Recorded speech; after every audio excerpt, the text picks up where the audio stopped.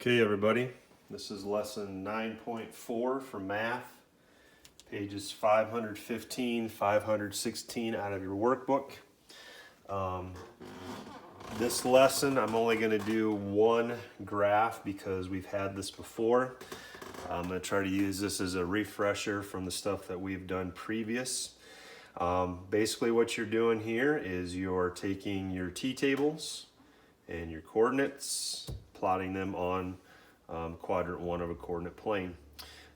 Fairly straightforward. Just have to remember a couple things that when you look at a graph or what you're going to put your graph on, the horizontal line is always your x-axis and your vertical line is always your y-axis.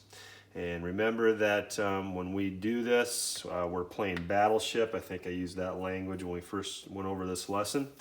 So the other day we talked about, or you looked at how the top relates to the bottom.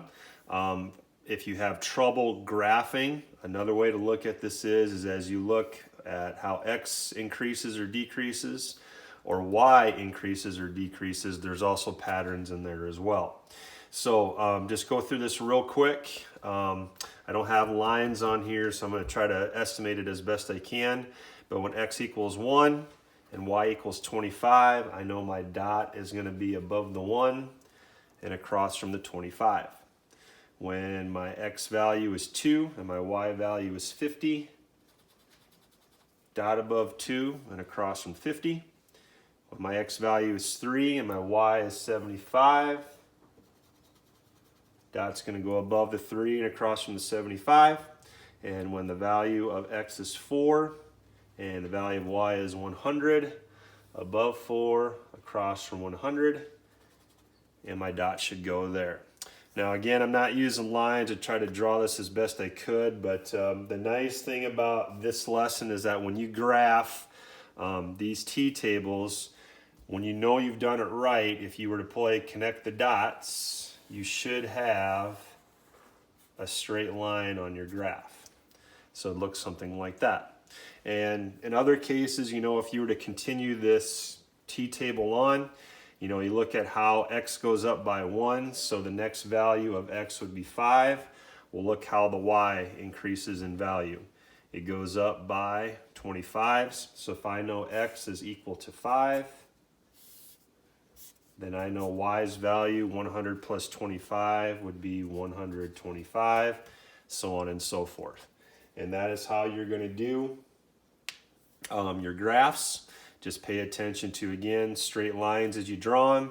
Pay attention to how x changes in value. In this case, it's going up by 1s. Same thing with the y row. See how the y is either increasing or decreasing in value. And you can see here it goes up by 25s. Your review problems. Just want to make sure we know what we're doing here. When it asks you to write an expression equivalence to this, remember that what you are hearing from me is the whole beep and beep sound. So remember that always when a number is mashed up against your parentheses, you are multiplying. So when I take 5 times a, I don't know the value of a, so I just simply write out that expression. I have an addition sign here, so I'm going to drop that into my problem. And then the value of 5 times 6 would be 30. And this expression is equal to that expression. So you will run into that on your review problems. That's the one we've done, probably about the start of 2020, somewhere in there. So when you run into that, that's what you'll do. The last kind of a problem, and I've sent you all an email on this, is the whole inequality thing. And remember, for those of you I sent emails back, some of you I talked over Zoom, is that this inequality tells you everything that you need to do. First of all, what I need to do is find -1 on the number line, which is right here. And when I look at this inequality, some of you had trouble with open circle, closed circle. And remember that if this is not underlined, so in this case we're saying n is less than the value of -1, it does not say equal to. If it's not underlined, then we leave the circle open. If it was underlined, and I'm not going to do that for this problem, but if it was underlined here, then I'd fill in the circle. And the little trick that I learned is that when you look at this inequality, think of it as an arrowhead. So that arrowhead is pointing this way. So I know on my number line when I draw, my arrow is going to point that direction on the number line. So what it's saying is whatever the value of n is, it's always less than -1. So if you look at this number line, n could be -2, I know it's less than -1. N could be -3, I know it's less than -1. N could be -17, which would be down here further on the number line, I still know it's less than -1. Again, if this was underlined now, like that, I see an underline, I automatically know that my circle is filled in.